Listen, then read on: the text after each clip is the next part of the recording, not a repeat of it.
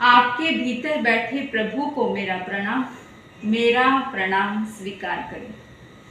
आज हम बात करेंगे मानव के मन के विषय में। मानव का मन बड़ा ही विचित्र है। हमेशा की तरह अपने को छोड़ दूसरे पर ही ध्यान देता है। एक सेठ विदेश से अपना पूरा धन कमा करके वापस लौट रहा था। उसको विचार आया कि रास्ते में मुझे खतरा हो सकता है इतने सारे धन के कारण।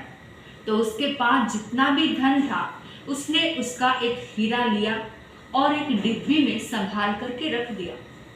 चोर को पता लगा कि बहुत बड़ा सेठ है, इसके पास बहुत सारा धन है, इसके साथ जाऊंगा तो इससे मुझे बड़ा ही फायदा होगा, और उस सेठ के साथ साथ चलने लगा। रात को सेठ और चोर दोनों एक धर्मशाला में रुके। धर्मशाला में जैसे ही गए, जो सेठ था वो तो बहुत थका हुआ था और लेटते ही उसे नींद आ गई। चोर तो बड़ा ही चिंतित था कि इसके पास धन तो है लेकिन धन कहाँ पर रखा है ये नहीं पता। पूरी रात वो चोर उस हीरे को ढूंढता रहा लेकिन उसको हीरा नहीं दिखाई दिया। सुबह दोनों उठे। वो तो रात भर सो नहीं पाया, लेकिन सेठ अच्छे से रेस्ट करके और चोर दोनों चलने लगे और चलते चलते एक जंगल में पहुंचे। जंगल में सेठ तो थक हार करके जैसे ही लेटा वैसे ही उसको नींद आ गई।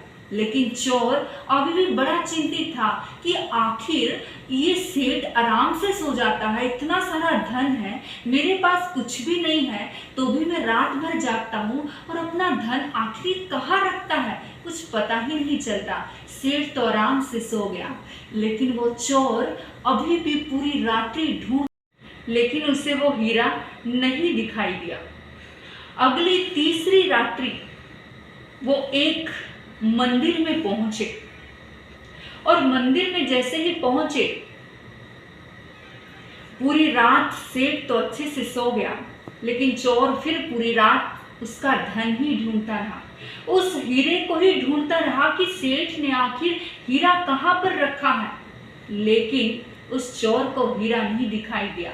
अब दोनों के रास्ते अलग होने लगे। सेठ अपने घर जाने लगा, चोर अपने घर जाने लगा।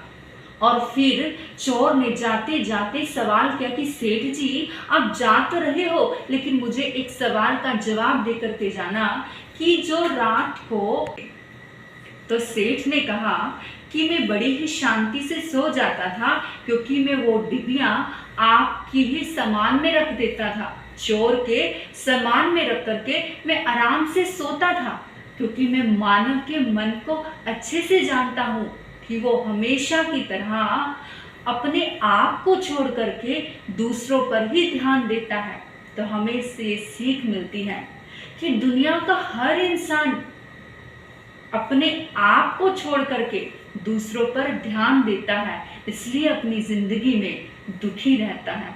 अगर हम भी आज से संकल्प लें, अपने आप को एक थॉट क्रिएट करें कि अगर हम अपनी आत्मा पर ध्यान दें, अपनी गलतियों पर ध्यान दें, अपने आप पर ध्यान दें और दूसरों को छोड़कर, दूसरों की गलतियों को छोड़ करके, तो हमें जिंदगी में कभी भी निराश नहीं होना पड़ेगा।